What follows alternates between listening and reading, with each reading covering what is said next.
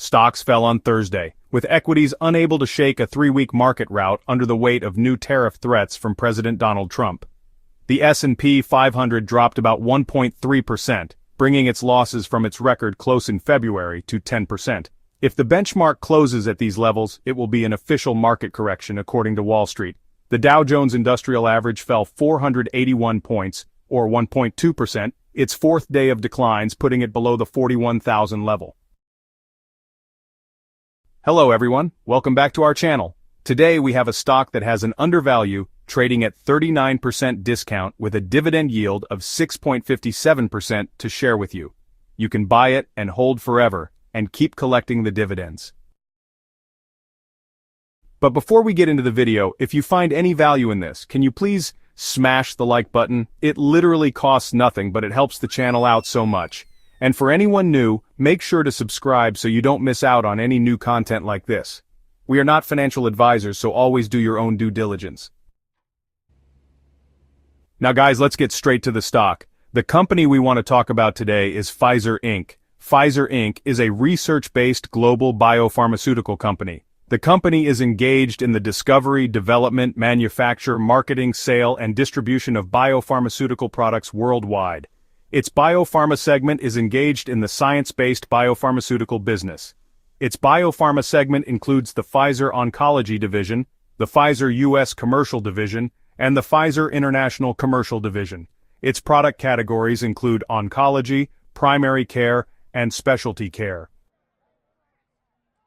Pfizer is one of the world's largest pharmaceutical firms, with annual sales close to $50 billion. While it historically sold many types of healthcare products and chemicals, now prescription drugs and vaccines account for the majority of sales. Top sellers include pneumococcal vaccine Prevnar 13, cancer drug Ibrance, and cardiovascular treatment Eliquis. Pfizer sells these products globally, with international sales representing close to 50% of total sales. Within international sales, emerging markets are a major contributor. Today Pfizer is trading at a 39% discount. If we look at price to earnings and compare it to its peers, you see Merck & Co. is 12.22 and Eli Lilly is 51.11, while Pfizer is 8.26. How about price to book value? Merck & Co. is 5.09, Eli Lilly is 51.98, and Pfizer is 1.65. Price to sales, Merck & Co. is 3.70, Eli Lilly is 16.50, and Pfizer is 2.30. Price to cash flow, Merck & Co. and Pfizer are really close. Merck is 9.44 and Pfizer is 9.27. Look at profitability. Return on assets compared with Merck & Co. Merck is 17.37% and Pfizer is 8.08%. Return on equity. Merck is 45.78% and Pfizer is 19.71%. Last one, return on invested capital. Merck is 25.55% and Pfizer is 12.50%. We are maintaining our fair value estimate at $42 per share. Following the close of the Seagen acquisition, Pfizer provided 2024 guidance that included COVID-19 product guidance of $8 billion, which was $5 billion lower than our expectation. Also, Pfizer acknowledged the firm would be unlikely to hit the previous 6% growth rate guidance from 2020 to 2025, excluding COVID-19 product sales. Despite the falling outlook, the firm reiterated support for the dividend, which we believe is secure and will likely support the stock valuation. If you look at Pfizer's revenue in 2024, it reached $63.6 billion, near the high end of the $61 billion to $64 billion guidance range. Management reaffirmed expectations for 2025 revenue of $61 billion to $64 billion, and adjusted diluted earnings per share of $2.80 to $3. Look at the dividend over the last 10 years. If you look on the chart, its dividends are increasing every year. Pfizer's foundation remains solid based on strong cash flows generated from a basket of diverse drugs. When it comes to developing new drugs, the company's size gives it a significant advantage over the competition.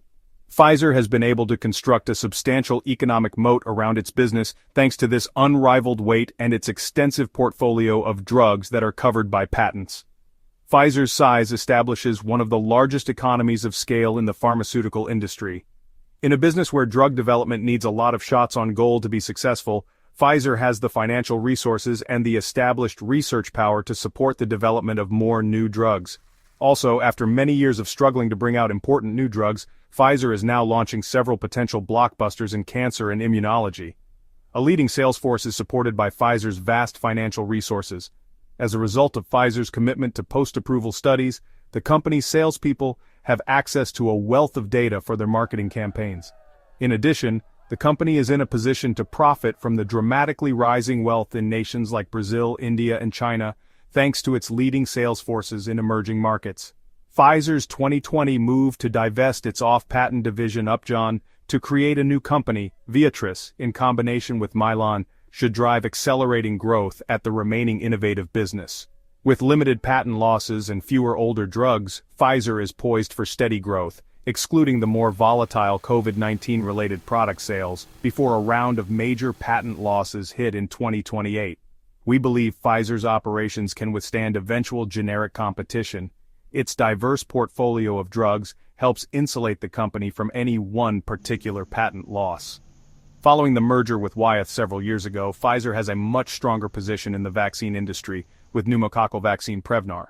Vaccines tend to be more resistant to generic competition because of their manufacturing complexity and relatively lower prices. On the top line, as new products assist in compensating for older drugs losing patent protection, we anticipate relatively stable sales over the next 10 years. As cost-cutting strategies take shape, we anticipate a slightly higher annual growth rate in the long run. Pfizer will likely cut $4 billion in operating costs from mid-2023 to the end of 2024. These cuts should fall to the bottom line rather than be redeployed to other initiatives. The cost cuts are helping the firm adapt to the receding pandemic and falling COVID-19 product sales. We don't model unannounced acquisitions, but acquisitions hold the potential to accelerate the company's growth rate. We believe that the more diverse drug portfolio should reduce earnings volatility over the long term. As some high-margin products lose exclusivity, we anticipate that restructuring efforts will help alleviate some margin pressure in the future. We estimate Pfizer's cost of equity at 7.5% and weighted average cost of capital at 7%, in line with the peer group. Pfizer holds a very strong financial position with a large degree of flexibility. Pfizer's debt increased as a result of the acquisition of Seagen in 2023. However, we anticipate that the ratio of net debt to EBITDA will return to below 2 by 2025 due to the company's anticipated rapid use of its robust cash flows to reduce its debt. With the exception of COVID-19 related products, which have decreased rapidly as the pandemic eased, we do not anticipate a high degree of volatility in future earnings because the majority of its cash flow comes from a diverse portfolio of products. Pfizer's extensive moat is supported by patents, economies of scale, and a robust distribution network. Pfizer's patent-protected drugs carry strong pricing power that enables the firm to generate returns on invested capital in excess of its cost of capital. The patents give the company time to develop the next generation of drugs before generic competition arises. Additionally, while Pfizer holds a diversified product portfolio, there is some product concentration, with Prevnar representing just over 10% of total sales, excluding COVID-19 vaccine sales. However, we don't expect typical generic competition for the vaccine due to complex manufacturing and relatively low prices for the product. Eliquis and Ibrance each represent close to 10% of sales as well.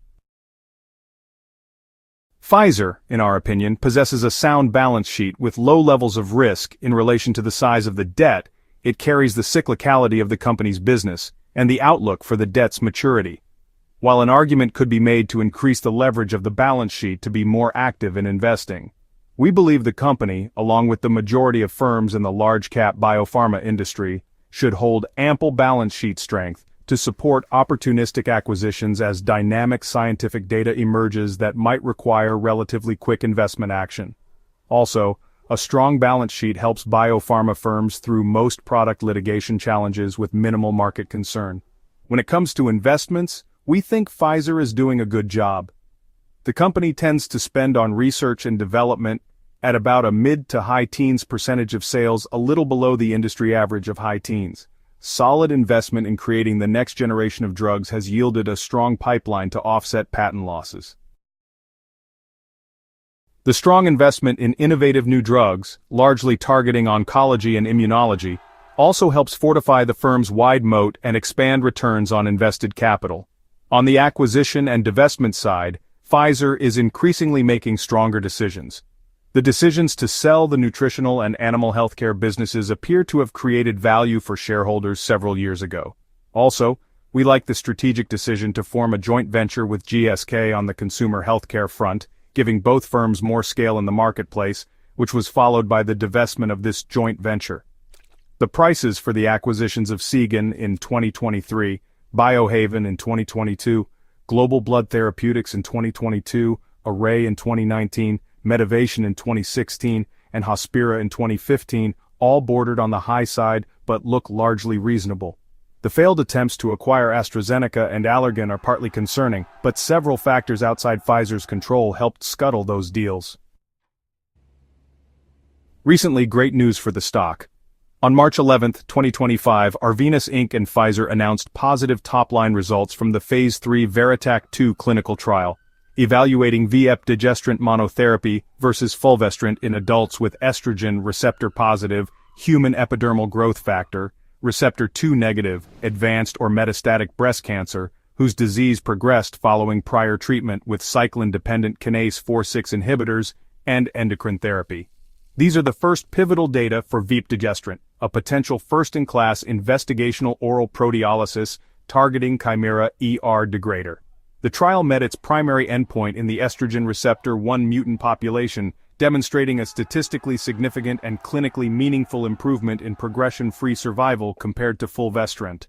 The results exceeded the pre-specified target hazard ratio of 0.60 in the ESR1M population. The trial did not reach statistical significance in improvement in progression-free survival in the intent-to-treat population.